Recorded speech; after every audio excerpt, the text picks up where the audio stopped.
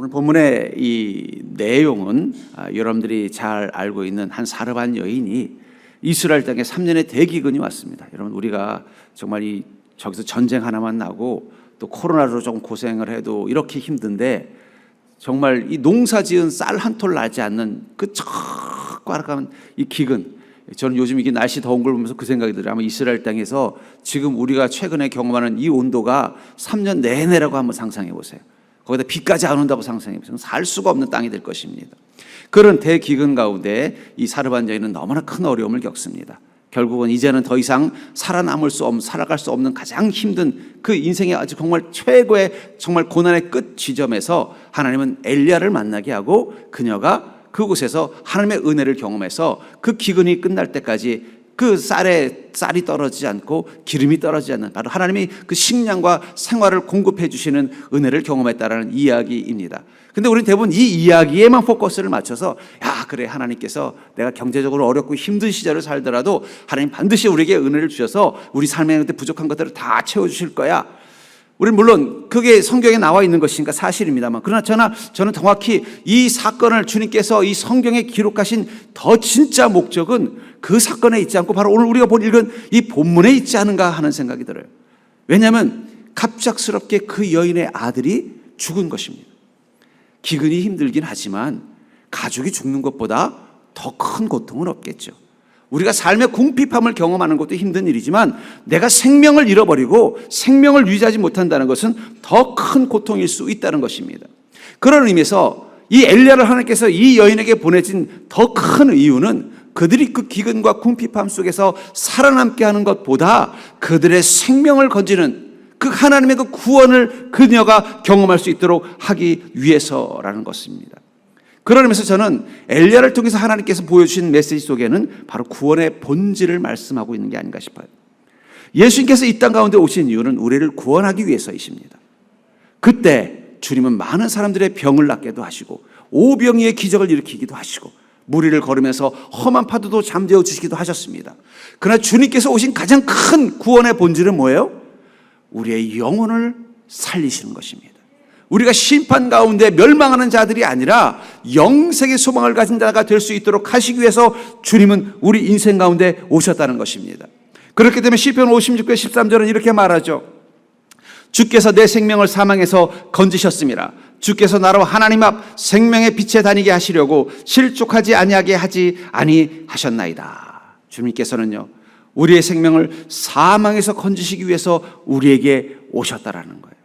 전 그런 의미에서 이 엘리야를 통해서 이 사르반 여인을 만나주신 하나님, 그 하나님이 그녀에게 주신 그 궁극적인 복은 그 기근보다 더 심각하고 더 위험한 그 생명의 위협이라는 이 사망이라는 죄와 절망으로부터 그녀의 가정을 구원하기 위한 하나님의 큰 뜻이 들어 있었다면 우리는 기근의 때 주님 앞에서 이 사르반 여인처럼 설 때가 있다는 것입니다.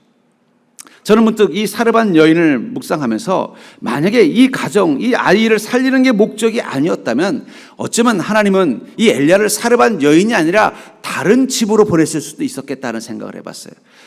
하나님도 그래도 사람 사는 거 다 아시는데 지금 먹을 끼니가 없어서 이제 하루 식사 마치고 죽을 마음을 가지고 있는 이 여인 집에다가 군 식구를 굳이 보내고 싶으시겠어요? 그래도 그 기근 가운데 그래도 좀 가지고 있는 재력이 있어서 아직은 버틸 만한 힘을 가진 가정이 있었을 거예요. 차라리 그쪽으로 보냈으면은요, 어떻게 됐을까요? 그 사람이 믿음이 있는 사람이라면 아이고 잘 오셨습니다. 하나님께서 보내신 주의 종이니 오셔서 편안하게 이 기근 이기십시오. 저희도 좀 힘들긴 하지만 그래도 우리 엘리야 선지자님 한 분 모시지 못할 만큼 힘들진 않습니다. 그랬을 거예요. 근데 이 사르반 여인은 어떤 상황이에요? 이 기근을 도저히 감당할 수 없는 힘든 상황 가운데 있는 여인이란 말이에요. 이제 죽음밖에 생각나지 않는 상황 가운데 갑자기 하나님이 엘리야라는 군식구를 보내니까 어떤 마음이 든 거예요? 내가 먹고 죽을 것도 없는데 하나님 너무하십니다. 하나님께서 왜 그렇게 하셨느냐? 저는 그것을 바로 그 사건이에요. 그 아들을 살리려는 하나님의 계획. 근데 중요한 건 그 여인은 그 기근의 때에 엘리야를 하나님께서 보내신 이유를 이해할 수 없었을 거예요. 아니 아무리 기근이라도 저 우리 이 사르밧 지역에도 그래도 좀 우리 지역에서는 제일 유지이고 부자고 또 어쨌든 기근이 와도 그 성주의 성주는 그래도 세금으로 다 그래도 그 집은 먹고 살만 하던데 그 집도 보니까 뭐 엘리야 선지자 정도는 모실 수 있는 그런 믿음이 있는 사람인 것 같던데 차라리 그 집으로 보내시지 왜 우리 집으로 보냈을까? 그런 불만이 많았을 거예요. 그런 불만 가지고 아마 식사를 준비했을지도 모르겠습니다. 하나님도 너무 아시지. 나중에 그 아들이 이 엘리야를 통해 그 생명이 살아나는 사건을 보았을 때야 비로소 뭐라고 말해요? 내가 이제서야 하나님이 당신을 내게 보내신 이유를 깨달았습니다 라고 고백할 것처럼 우리도 그런 때가 있다는 거예요. 내 삶이 지금 너무 어려운 기근의 때예요. 내 인생의 문제 하나 해결하는 것도 하루하루가 버거운 시간인데 갑자기 하나님이 오셔서 주님을 위해서 무엇인가 일을 하라고 명령한다면 여러분들은 어떤 마음이 들겠어요? 아니 제가 좀 잘 나갈 때 그런 명령 하시지. 그때는 아무 말씀도 안 하시더니 요즘 내가 정말 하루하루 살아가는 게 정말 살얼음판 같고 내 인생의 문제 하나를 해결하기에도 잠이 못 올 정도로 힘든데 갑자기 주님을 위해서 무엇인가를 하라고 말씀하시면 저더러 어떡하란 말입니까? 이런 볼멘 소리가 안 나오겠냐는 거예요. 전 그런 의미에서 기근의 때 우리가 주님을 만난다는 것은 분명히 다른 의미가 있을 거라고 생각합니다.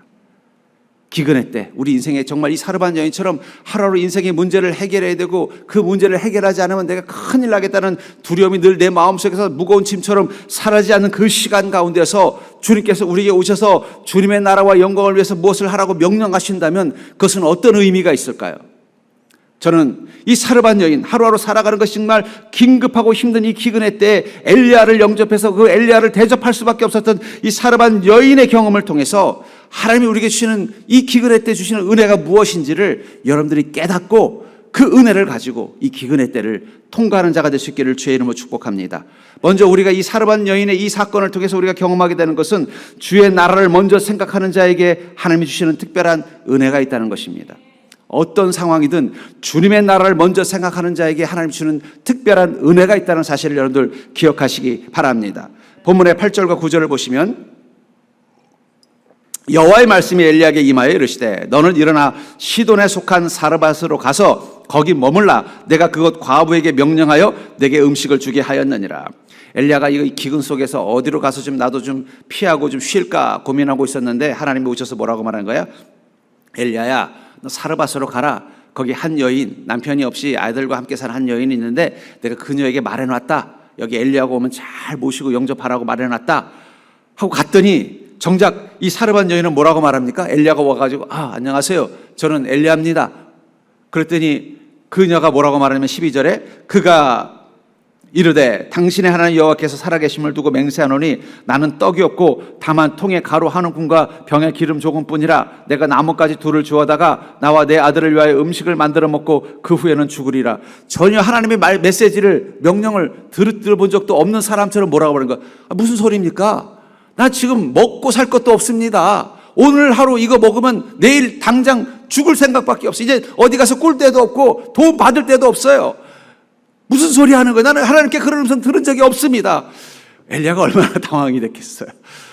아니 하나님이 가면은 그 여인이 잘해줄 거라고 믿고 갔는데 그 여인은 뭐라고 말하는 거예요? 나는 그럴 여력이 없다라는 거예요. 저는 그 말씀을 들으면서 문득 그 생각이 들었어요. 그럼 하나님께서 거짓말 하신 걸까? 아니요. 하나님 분명히 그녀에게 말씀하셨을 거예요. 환상을 통해서 음성을 통해서 말씀하셨을 것입니다. 그러나 그녀는 그것을 애써 무시했을 거예요. 에이 설마 하나님이 지금 내 사정 잘 알고 계시는데 우리 아이 하나도 지금 돌볼 수 없을 만큼 힘든 사정 잘 아시는데 설마 나한테 엘리야라는 사람 보낼 테니까 그녀를 옆에서 잘 모시고 그를 위해서 밥을 해주고 잘 보호해주라. 이건 말도 안 되는 소리지. 내가 잘못 들었겠지. 애써 무시했을 거예요. 왜냐하면 자기 사정이 너무 급급한데 지금 내가 어떻게 주님을 위해서 뭘 하고 수 있어요? 내 아이를 위해서도 뭐 하나 할 수가 없는데 매일매일 나가서 어떻게 하루라도 좀 우리 아이를 먹을 것을 구해보려고 하다못해 길거리 다니면서 박수도 주워봤는데 이제 너무 기근이 심하니까 없어요. 그것도 이제는 친구들 다 돌아다녀서 이제는 가기도 미안한 상황이 된 거예요. 내 인생의 문제 하나도 해결하기 너무 힘든데 설마 하나님이 내게 그런 명령하셨을까 하고 애써 무시했는데 진짜로 그 사람이 나타나니까 뭐라고 말하는 거예요? 너무 기가 막혀서 뭐라고 말하는 거예요? 이렇게 말하는 거예요. 저는 그 말 속에서 이런 생각이 들어요. 하나님 해도 너무하십니다. 우리도 그럴 때가 있다는 거예요. 하나님 정말 해도 너무하시네요. 지금 제 사정 아시잖아요. 제 인생의 문제도 하나도 해결 안 해주시면서 나로 주님 섬기라고요? 내가 주님의 나라를 위해서 고민하라고요? 내 삶의 문제가 너무 커서 감당할 수 없는데 내 기근보다 주님의 일에 더 관심을 가지라고요? 해도 너무하십니다. 혹시 여러분들 그런 부담을 말씀 속에서 듣는다면 그건 제가 한 게 아니라 하나님이 하신 거라는 사실을 기억하시기 바랍니다. 하나님이 지금 이 여인에게 그렇게 말씀하셨다는 거예요. 그녀는 지금 뭐예요? 내가 먹고 죽을 것도 없습니다. 이 말은 하나님 해도 너무 하신다는 거예요. 그런 그녀에게 하나님은 엘리야를 통해서 이렇게 말씀하시죠. 13절에 엘리야가 그에게 이르되 두려워하지 말고 가서 내 말대로 하거니와 먼저 그곳으로 나를 위하여 작은 떡 한 개를 만들어 내게 가져오고 그 후에 너와 내 아들을 위하여 만들라. 엘리야도 참 뻔뻔하죠. 아이고 네 사정은 알겠는데 걱정하지 말고 가서 네가 원래 하는 것처럼 가서 어떻게 해요? 쌀을 밀을 가져다가 반죽을 하고 그 남은 기름 한 숟가락 둘러서 빵을 구워서는 제일 먼저 나한테 가져오고 나머지는 너와 네 아들이 먹어라. 그 말이 이 사르밧 여인에게는 무슨 뜻으로 음성으로 들렸을까요? 네 사정은 내 알 바 모르겠고 어쨌든 내가 주님의 명령으로 왔으니 나를 위해서 먼저 대접하고 나를 위해서 애를 써라. 야, 참 이 사르밧 여인이 참 사람이 좋은 사람인 것 같아요. 저 같으면 그냥 소금을 뿌려서 내쫓을지도 모르겠는데 그녀는 어떻게 해요? 그 말에 순종하고 가서 물론 마음으로는 툴툴 거렸겠지만 가서 이 밀가루 가지고 떡을 만들어서 엘리야에게 정말로 먼저 주고는 그 남은 거 가지고 아이고 내가 그래도 조금 죽기 전에 좀 배불리 먹고 죽으려고 그랬더니 죽을 때까지도 배불리 못 먹고 죽게 생겼네 하면서 원망하면서 어떻게 해요? 먹었을지도 모른다는 거예요. 근데 중요한 건 여기서 두려워하지 말라는 그 엘리야의 말은 뭐란 뜻이에요? 너의 그 문제 거기에 근심의 노예가 되지 말란 뜻이에요. 하나님이 너의 사정을 왜 모르시겠냐는 거예요. 알면서도 나를 보낸 데는 다 이유가 있지 않겠냐는 거예요. 마태복음 6장 33절에 보면은 그런즉 너희는 먼저 그의 나라와 그의 의를 구하라. 그리하면 이 모든 것을 너에게 더하시리라. 저는 이 문장이 저에게는 되게 중요한 문장입니다. 왜냐하면 주님의 나라와 의를 구하면 너의 모든 것을 더하시겠다.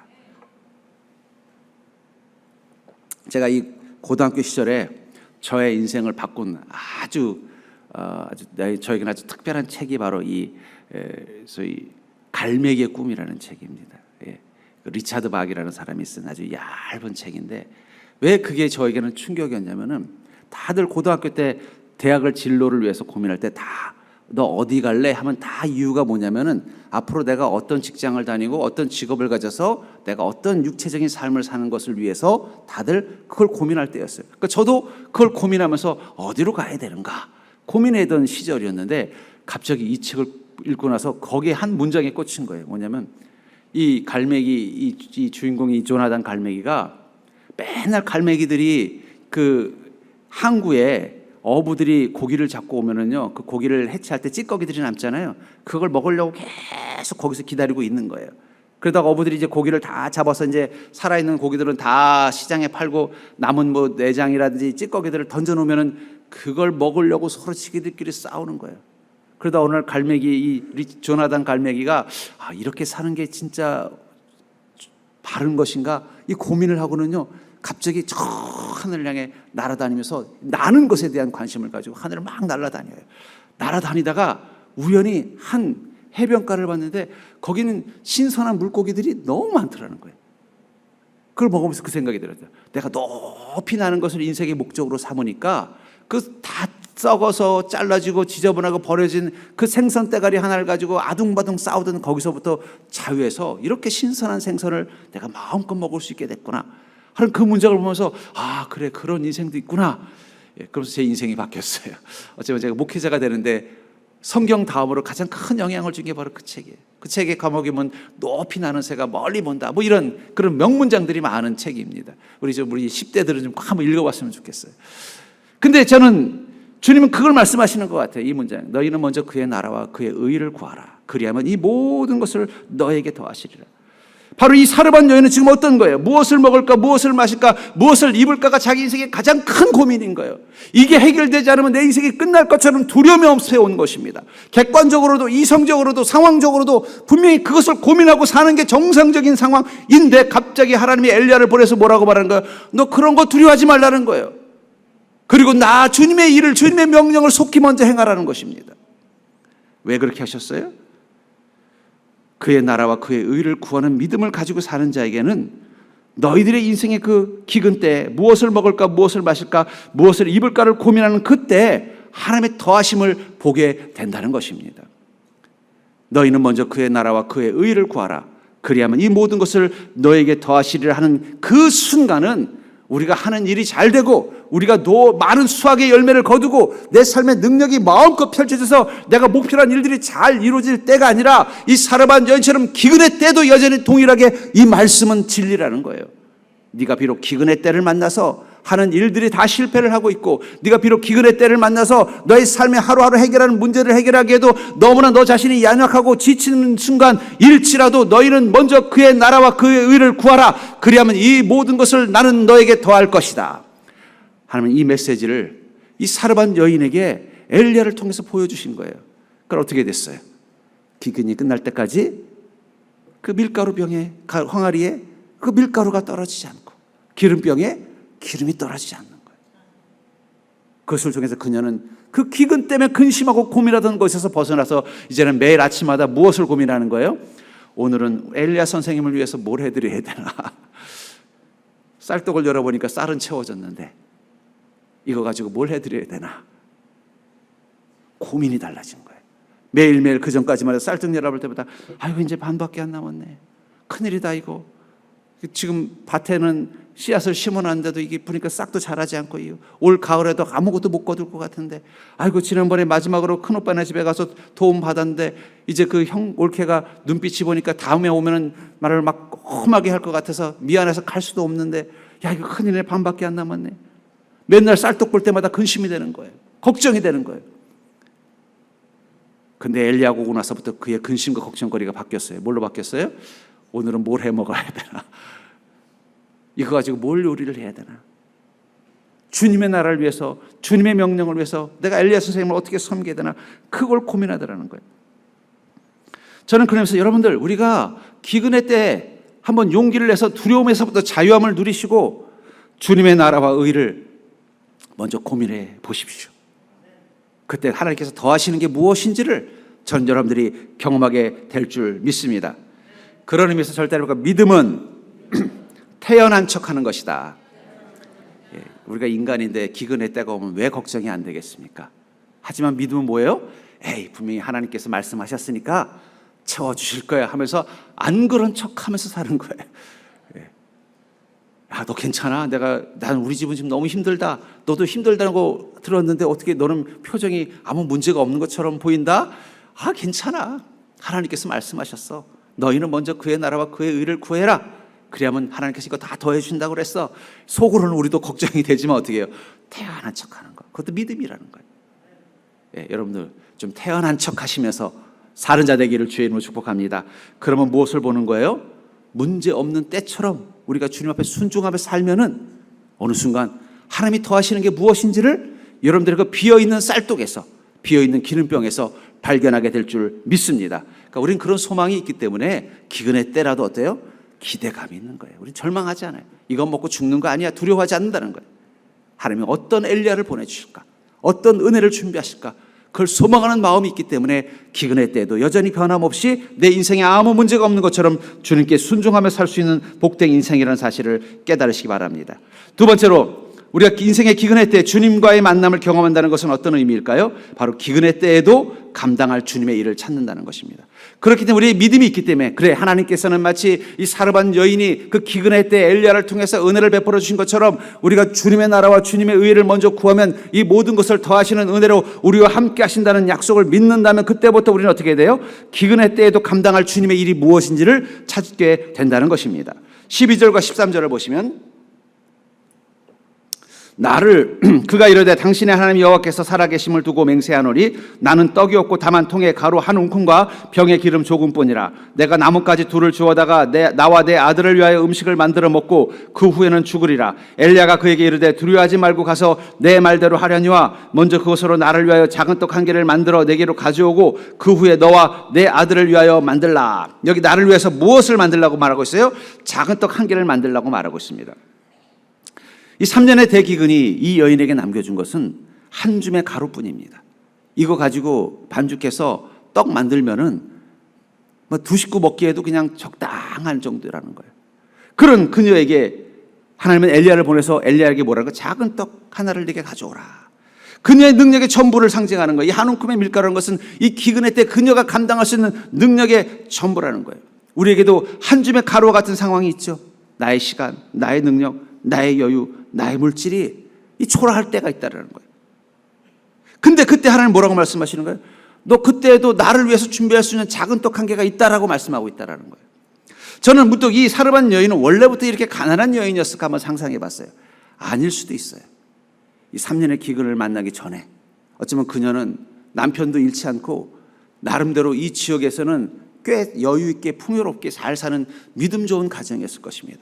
그때는 그녀는 많은 선지자들을 집으로 초청해서 그들을 정성껏 모시기도 했고 또 많은 사람들에게 주님을 위해서 함께하도록 열심히 자신의 재물을 나누는 삶도 살았을 거예요. 제가 문득 그 생각이 들었어요. 왜 이 사르밧의 이 여인, 정말 이 한 줌이 밀가루밖에 남지 않은 너무나 힘들고 초라한 상황 가운데 이 여인에게 굳이 엘리야를 보냈을까? 분명히 그 사르밧에서 아직도 그래도 집안에 쌀독에 쌀이 좀 채워져 있고 그래도 공무원이고 어떻게 해서 그래도 국가로부터 녹을 받아서 나름대로 이 기근이라도 살아갈 준비가 되어 있는 그런 여인도 있었을 텐데 왜 이 여인을 찾아갔을까? 제가 보기에는 기근 때 이전에 하나님을 그래도 기쁨으로 섬기는 여인이었기 때문은 아닐까? 이 기근만 만나지 않았으면 이 여인은 엘리야를 막 너무너무 아이고 그렇지 않아도 우리 엘리야님 제가 한번 꼭 뵙고 싶은데 이곳에 오셔서 너무 감사합니다. 이곳에 오셔서 제가 다락을 하나 내드릴 테니까 이곳에 계시면서 이곳에 오실 때마다 언제든지 계십시오. 제가 엘리야님을 위해서는 제가 가진 모든 것을 다 가지고 대접해도 절대 억울하지 않습니다. 그런 마음을 가진 여인이었을 거예요. 오히려 어쩌면 이 기근의 때에도 넉넉하게 잘 살고 있었던 다른 집 여인은요, 그 잘 살되고 아무 문제가 없을 때도 주님을 위해서는 아무 관심이 없었던 인생일 수 있었다는 거예요. 하나님은요, 누구에게 주님의 일을 맡기느냐, 지금 어떤 상황이냐가 아니라 어떤 마음으로 주님을 대하는 인생이었냐를 더 중요하게 해요. 풍요롭고 여유로울 때도 기쁨으로 주님 섬기고, 궁핍할 때도 주님의 나라를 먼저 고민하는 사람에게 주님은 일을 맡기시지, 뭐 얼마만큼 능력이 있고 얼마만큼 재력이 있고 얼마만큼 여유가 있고 이런 사람에게 주님의 일을 맡기지 않으신다는 거예요. 이 여인은 지금 어쩌면 지금 기근이라는 이 불행한 시간들을 통과하다 보니까 자신이 가지고 있는 능력이라는 건 이 한 줌의 밀가루밖에 안 되는 너무 작고 초라한 그런 상황이지만 하나님은요, 그에게 일부러 엘리야를 보내서 어떻게 말하는 거예요? 너에게 그 한 줌의 밀가루 가운데서 그래도 작은 떡 한 개를 만들어서 엘리야를 섬기라고 말씀하고 있다는 거예요. 주님의 일을 위해서 너는 아직도 가지고 있는 작은 떡 한 개가 있다는 거예요. 남들이 보기에는 자기 인생 하나도 감당할 수 없는 연약함, 그 한 줌의 밀가루로 상징하는 그 연약함의 시간이지만 그 속에도 주님의 영광을 위해서 할 수 있는 능력이라는 한 작은 떡 한 조각은 있다라고 말하고 있다는 거예요. 그것을 포기하지 말라는 거예요. 사명자라는 것은 한 줌의 가루의 시간에서도 주님을 위해서 행할 수 있는 작은 떡 한 조각을 찾아내는 게 바로 저는 사명자라고 생각합니다.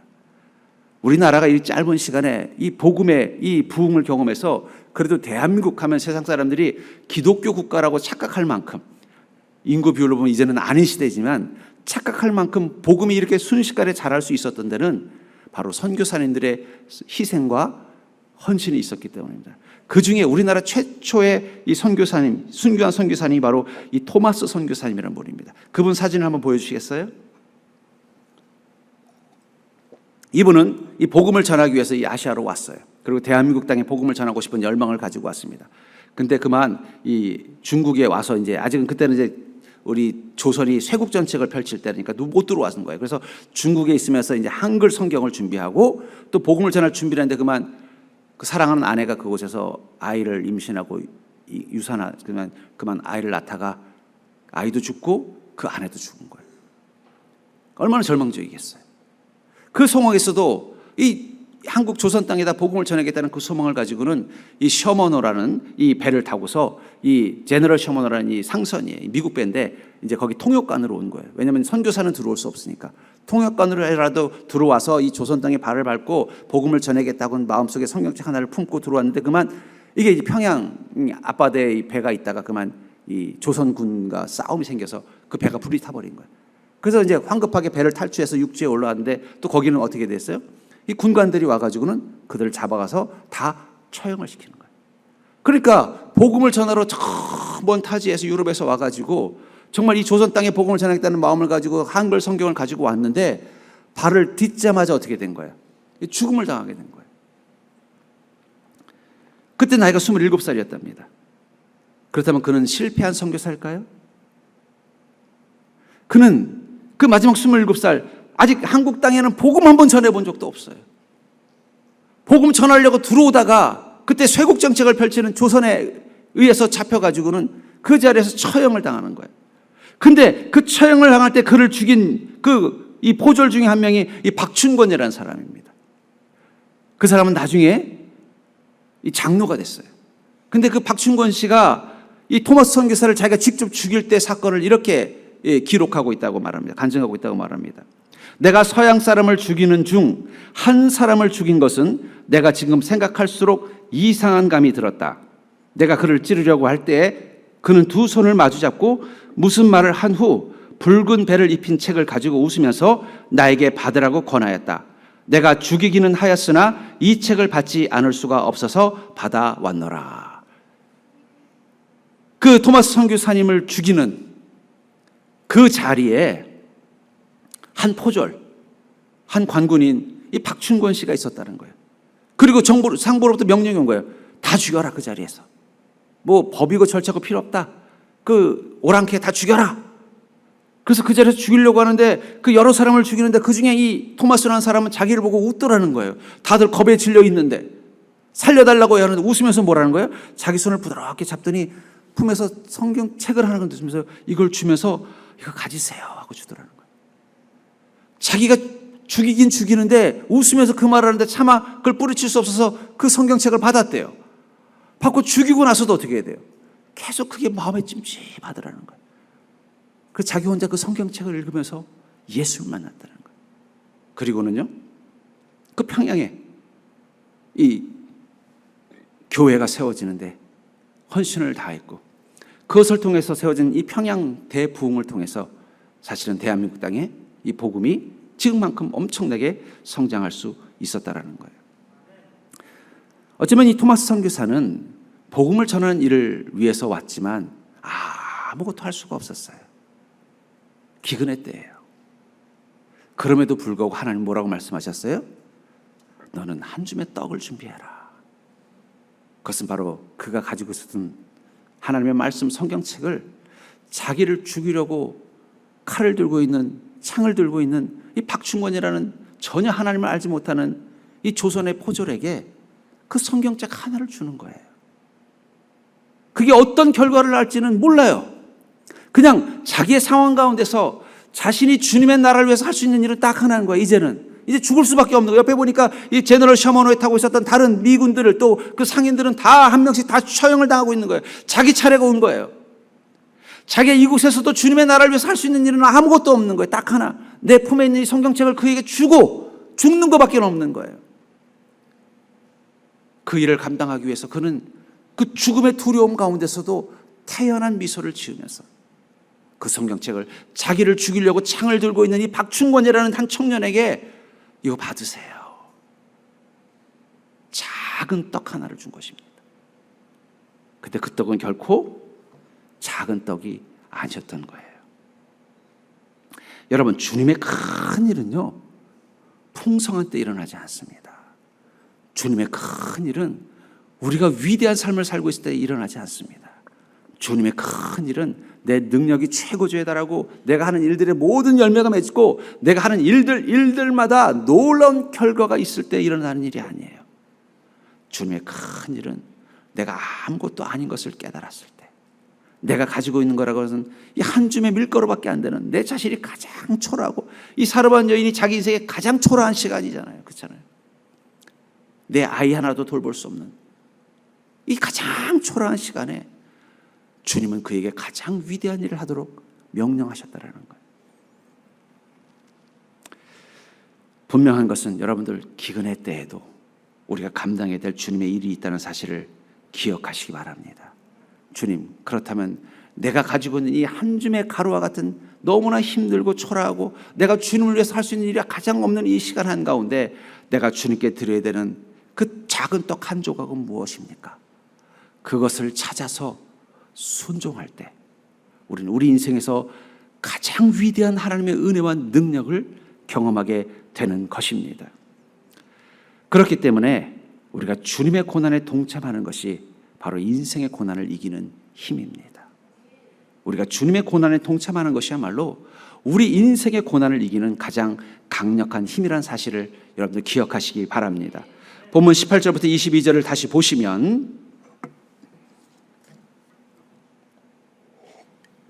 그 아들이 갑자기 죽고 나서 그 여인이 너무나 놀라가지고 엘리야에게 달려와서 이렇게 말합니다. 여인이 엘리야에게 이르되 하나님의 사람이여 당신이 나와 더불어 무슨 상관이 있기로 내 죄를 생각나게 하고 또 내 아들을 죽게 하려고 내게 오셨나이까? 엘리야가 그에게 그의 아들을 달라 하여 그를 그의 여인의 품에서 받아 안고 자기가 거처하는 다락에 올라가서 자기 침상에 누이고 여호와께 부르짖어 이르되 내 하나님 여호와여 주께서 또 내가 우고하는 집 과부에게 재앙을 내리사 그 아들이 죽게 하셨나이까 하고 그 아이 위에 몸을 3번 펴서 엎드리고 여호와께 부르짖어 이르되 내 하나님 여호와여 원하건대 이 아이의 혼으로 그의 몸에 들어오게 하옵소서 하니 여호와께서 엘리야의 소리를 들으심으로 그 아이의 혼이 몸으로 돌아오고 살아난지라.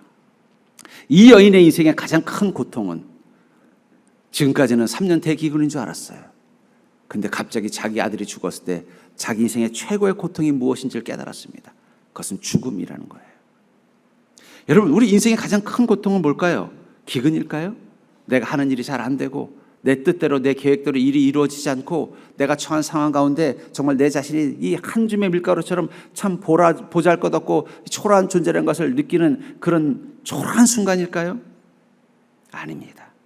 우리 인생의 가장 큰 불행은 내가 죄와 악으로 말미암아 심판받는 존재라는 사실을 깨달을 때라는 거예요.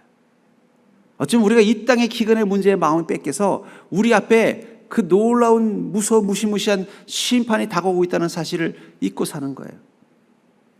그러나 하나님은 그것을 알고 어떻게 해요? 미리 엘리야를 보내신 것입니다. 이 여인에게 일어날 가장 큰 불행은 이 기근이 아니에요. 자기가 사랑하는 아들의 죽음이에요. 주님은 그것을 알기 때문에 어떻게 한 거예요? 엘리야를 보낸 것입니다. 우리도 그렇죠. 내 인생의 가장 큰 불행이 뭐라고 생각해요?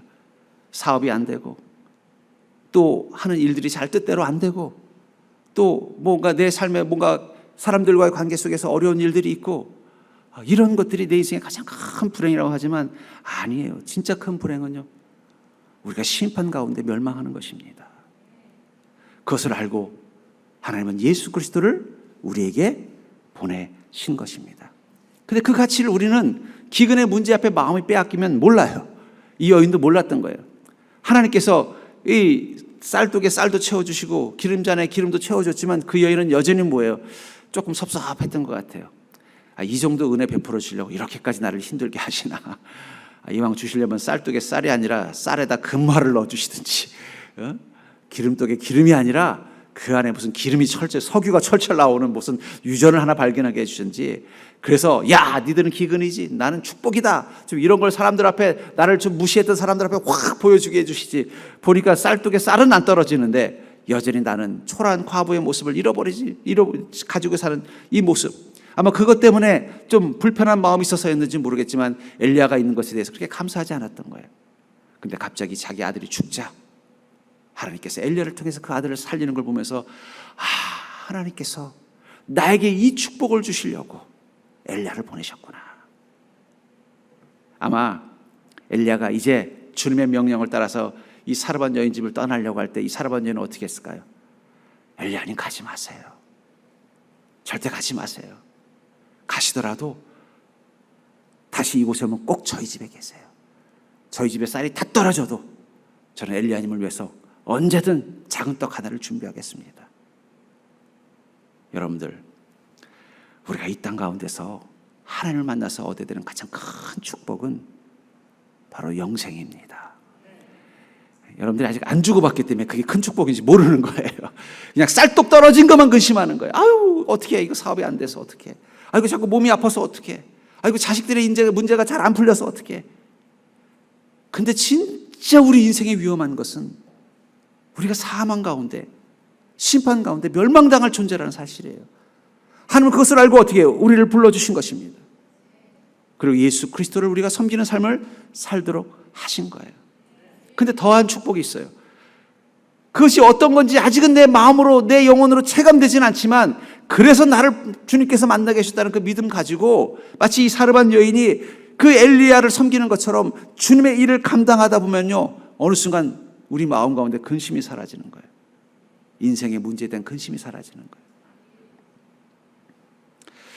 만약에 이 여인에게 이 기근이 없었다면 분명히 그녀는 엘리야를 만날 일이 없었을 것입니다.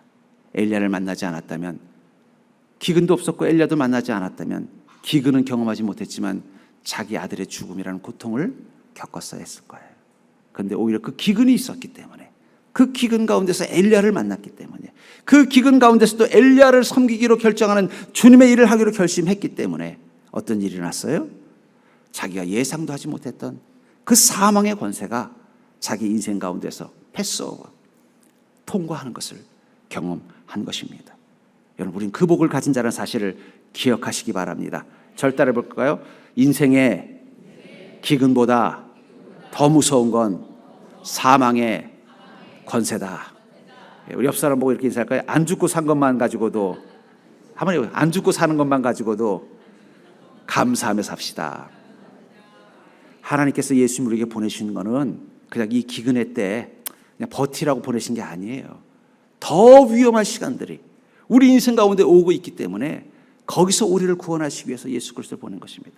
이 사실을 깨닫고 나면요, 기근이라는 게 그렇게까지 두렵지 않은 거예요. 좀 굶더라도 우리 아이가 죽지 않고 사는 게 더 좋죠. 이 기근 속에서 내 인생이 고달프더라도, 인생에 문제가 있더라도 내가 예수 그리스도 만나서 영생의 삶을 사는 게 더 중요한 것이죠. 전 그런 의미에서 여러분, 우리가 주님의 고난에 동참하고 주님의 일을 하는 이 시간이야말로 인생의 고난, 인생의 그 고통을 이길 수 있는 힘인 것입니다. 이 여인에게 그 기회가 주어졌기 때문에 그녀는요, 그 사실을 깨닫고 나서 그 다음에 또 다른 인생의 기근이 오더라도 그녀는 여전히 주님의 나라를 위해서 한 줌의 작은 떡 한 조각을 준비하는 믿음으로 살았을 것입니다. 전 그런 의미에서 이런 생각이 들어요. 우리가 주님을 위해서 근심하고 사는 거, 이거 축복이에요. 제가 전에 아는 어떤 목사님이 계셨는데, 그 목사님은 원래 목회자가 되려고 한 게 아니었어요. 자기의 꿈을 위해서 열심히 공부해서 또 좋은 직장도 갔어요. 결혼도 잘하고 또 잘 살고 있었는데 그만 그 목사님에게 위기가 온 거예요. 큰 병이 온 거예요. 병도 오고 또 그 병 때문에 또 이 집안의 경제적인 위기도 오고, 그런 분이 있었어요. 또 제가 아는 어떤 여자 전사님도 그런 분이 있었어요. 남편이 그 여의도에 있는 증권회사에 잘 나가는 그런 분이었고, 또 집안의 교회에서도 믿음 생활을 잘하는 그런 집사님이셨어요. 근데 갑자기 출근하다가 돌아가신 거예요. 그때부터 그 여자 전사님의 삶에는 위기가 온 거예요. 여자 혼자 몸으로, 그것도 평생 이 주부로만 살았으니 이 어린 두 자녀를 키우고 사는 게 얼마나 힘든지 몰라요. 그 속에서 하나님께서 자꾸 주의 종이 되라는 그 명령을 받으신 거예요. 그래가지고 이 신학교에 가가지고 여자 전사가 돼서 교회를 섬기는 거예요. 근데 여러분, 남편이 죽고 여자 혼자 몸으로, 그것도 뭐 특별히 직업이나 기술이 있었던 게 아니라 그냥 주부로만 살다가 갑자기 남편의 갑작스러운 죽음으로 인해서 모든 문제를 다 떠안고서 자녀들을 키우고 산다는 게 얼마나 힘듭니까?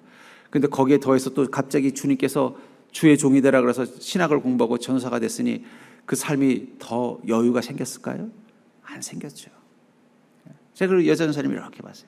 자녀들도 키우는 게 힘들고 하루하루 살아가는 게 힘들어져요.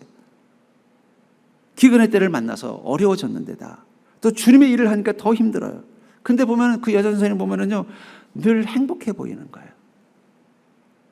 예수님 주의 종이 됐으면 갑자기 뭐 멋진 신랑감이 하나 나타나든지, 아니면 갑자기 자녀들이 뭔가 탁 달라져서 자기 인생이 막 180도 달라진다든지 이러지도 않아요. 여전히 가족들, 자녀들의 삶 가운데서 어려움이 있고 근심이 있고, 그 여자 전사님도 인생의 어려움을 겪고 있는 거예요.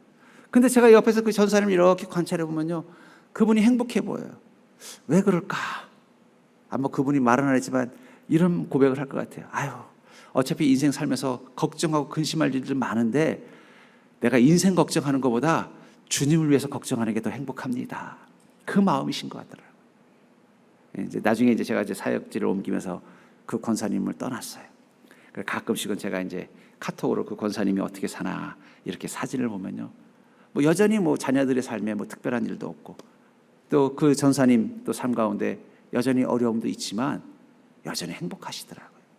아마 그분은 분명히 사역을 하든 안 하든 어느 한 교회 가서 늘 기도하고 또 교회를 위해서 또 주님을 위해서 무엇인가를 하는 그 일을 찾아서 하실 거라는 생각이 들더라고요. 여러분들, 어떤 인생을 살아도 인생의 기근의 때는 다 있습니다. 근심하고 고민할 일들이 인생 가운데 없는 인생을 저는 본 적이 없습니다. 인생에 고민 없는 인생은 딱 두 분만 봤어요. 한 분은 식물인간이 돼서 누워 계신 분하고, 한 분은 치매가 걸려가지고 똥인지 된장인지 모르시는 분은 인생에 고민이 없더라고요. 근데 나머지 인생은 날마다 인생에 고민이 있어요. 근데 어차피 인생 고민할 거, 여러분, 인생 고민하고 사실래요? 차라리 주님을 위해서 고민하고 사실래요? 근데 놀라운 건요, 주님을 위해서 고민하고 살다 보면요, 인생의 고민이 별로 그렇게 힘들게 안 느껴지더라고요. 저는 그게 축복이라고 생각합니다. 여러분, 주님을 위해서 고민하는 것도 축복이라고 생각하시기 바랍니다. 교회 때문에 근심하는 것도 어쩌면 축복이에요. 그래서 목회자들이 행복한 거예요. 목회자들의 삶이라고 해서 뭐 다르게 있겠습니까? 가족들이 있고 자녀가 있고 부모가 있으면 다 사회적인 책임이 있기 때문에 그것 때문에 근심하고 고민하지만 거기에 고민할 시간이 없는 거예요. 그래서 사실은 너무 편안한 교회에서 목회하는 것도 축복이 아니에요. 자꾸 목회자가 주님을 위해서 고민해야 되고 주님을 위해서 고민을 하다 보면요, 가족에 대한 고민을 할 여유가 없어요. 그래서 더 행복한지도 몰라요.